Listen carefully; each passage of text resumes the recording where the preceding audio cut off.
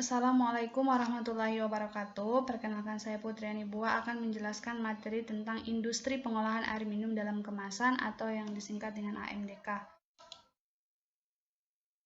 Pertama-tama kita masuk ke pengantarnya. Nah, seperti yang kita ketahui, air merupakan kebutuhan vital bagi makhluk hidup. Semua makhluk hidup yang ada di muka bumi ini sangat membutuhkan air untuk memenuhi kebutuhannya. Seperti halnya manusia. Manusia menggunakan air untuk dapat memenuhi kebutuhan sehari-harinya seperti memasak, mencuci, bahkan juga bisa untuk dikonsumsi. Nah, tentunya dalam pembahasan kali ini kita akan membahas tentang air minum dalam kemasan. Menurut Standar Nasional Indonesia dengan nomor 013553/2006 tentang air minum dalam kemasan, bahwasanya air minum dalam kemasan ini merupakan air baku yang telah diproses, dikemas, dan aman diminum, mencakup air mineral dan air demineral. Nah, air minum dalam kemasan harus memenuhi syarat-syarat standar kualitas air. Syarat tersebut berupa standar fisik, kimia, dan juga mikrobiologi. Nah, kemudian kita masuk ke komposisi atau bahan baku dari air atau industri air minum dalam kemasan. Nah, untuk komposisi bahan bakunya ini, bahan baku utama itu tentunya diperoleh dari air yang diambil dari sumber yang berkualitas. Nah, seperti kita ketahui, air ini terdiri atas dua unsur, yaitu hidrogen dan juga oksigen, yang membentuk suatu molekul H2O atau biasa kita kenal dengan air. Nah, pembentukan H2O itu sendiri melibatkan ikatan kovalen yang terjadi antara dua pasang elektron dari atom hidrogen berikatan dengan 6 pasang elektron dari atom oksigen, yang juga melibatkan ikatan-ikatan hidrogen, di mana hidrogen dapat berikatan dengan molekul lainnya di dalam air ataupun dalam pembentukan molekul air tersebut. Nah, kemudian kita akan masuk ke keterdapatan dan preparasi dari bahan baku air minum dalam kemasan. Nah, air bisa kita peroleh dari sumber mata air tanah, dan juga air permukaan.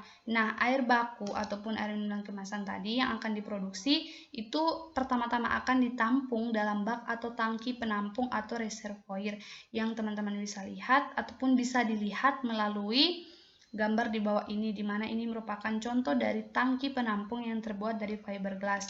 Nah, kemudian untuk preparasi bahan bakunya ini tentunya ketika suatu industri itu mendapati sumber mata air untuk dijadikan sebagai air minum dalam kemasan cukup jauh dari pabrik, maka air tersebut akan dialirkan melalui pipa atau diangkut menggunakan tangki. Nah, tangki, selang, pompa, dan sambungan itu harus terbuat dari bahan terapangan, jadi tidak secara sembarangan untuk digunakan alat-alat tersebut, yang tentunya harus merupakan bahan terapangan, artinya bahan yang aman secara pangan, kemudian juga tahan korosi, dan serta bahan kimia.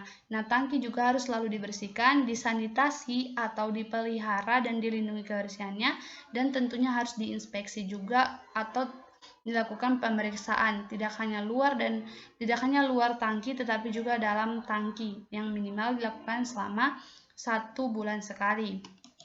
Nah, kemudian kita akan masuk ke pembahasan terkait proses pengolahan bahan baku tersebut atau proses produksi bahan baku. Yang pertama ini saya ambil dari artikel produksi air minum dalam kemasan oleh Florence 2015 yang menyajikan dalam bentuk bagan, bahwasanya tahap-tahapannya itu yang pertama pengambilan dan penampungan air baku. Nah, air baku sebagai salah satu bahan dalam pengolahan ini itu dapat berupa air tanah ataupun air permukaan, dan bahkan air yang diperoleh dari sumber mata air pilihan.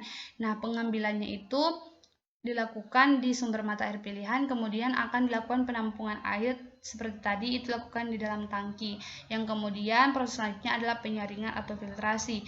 Nah, penyaringan ini terbagi atas dua, ada penyaringan atau maksudnya ada yang disebut dengan makrofiltrasi dan mikrofiltrasi. Nah, makrofiltrasi ini tentunya untuk menyaring partikel-partikel yang cukup besar yang berada dalam air yang biasa menggunakan pasir, sedangkan untuk mikrofiltrasi itu untuk menyaring partikel-partikel yang halus yang ukurannya 10 mikron itu dengan menggunakan karbon aktif. Nah, karbon aktif ini digunakan untuk dapat menangkap ataupun mengikat bau, warna, dan juga bahan organik lainnya serta sisa-sisa klor. Nah, kemudian ada desinfeksi. Nah, desinfeksi ini memanfaatkan ozon, ultraviolet, dan ion silver untuk dapat membunuh patogen yang ada dalam air. Nah, ultraviolet ini digunakan secara umum yaitu dengan ukuran panjang gelombangnya 254 nanometer dan juga dengan intensitas 10.000 mW yang kemudian juga digunakan ion silver. Nah, selanjutnya adalah pengisian dan penutupan yang biasanya dapat ditambah gas oksigen, karbon dioksida, atau nitrogen pada kemasan yang telah dicuci. Jadi kemasan air minum tadi yang telah dicuci itu tentunya harus saniter, harus bersih, dan harus terlindungi.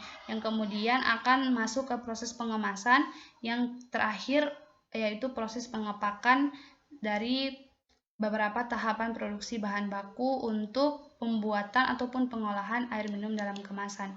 Nah, selain dari proses pengolahan, tentunya akan diperoleh sisa dari hasil pengolahan tersebut, sehingganya akan ada sisa-sisa buangan dari proses pengolahan tersebut yang biasa kita ketahui dengan limbah.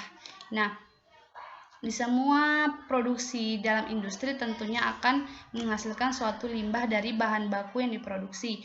Nah, untuk air minum dalam kemasan itu mempunyai pengolahan secara fisik, biologis, dan juga secara kimiawi. Nah, secara fisik ini itu tahapan awalnya adalah proses penyaluran dan pengumpulan. Di sini menggunakan sistem perpipaan yang mana terdiri atas dua jenis, ada perpipaan yang berasal dari perusahaan tempat pengolahan limbah dan juga pada unit perusahaan pengolahan limbah. Yang kemudian ada tahap berikutnya yaitu pengolahan yang dimulai dari tahap pengolahan pertama, primary treatment, pengolahan tahap kedua, secondary treatment, dan pengolahan tahap ketiga atau tertiary treatment. Nah, selanjutnya ada pengolahan secara biologis.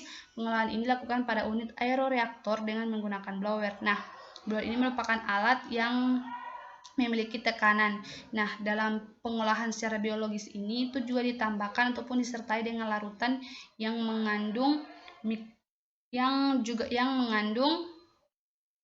antimikroba untuk halnya bisa dapat mengolah dengan baik limbah bahan baku dari proses pengolahan air minum dalam kemasan. Nah, kemudian ada pengolahan secara kimiawi. Pengolahan ini dilakukan dengan melakukan penambahan klor. Nah, ini tujuannya untuk membunuh patogen-patogen yang terkandung di dalam air. Baik, itulah presentasi dari saya. Lebih dan kurangnya saya mohon maaf. Assalamualaikum warahmatullahi wabarakatuh.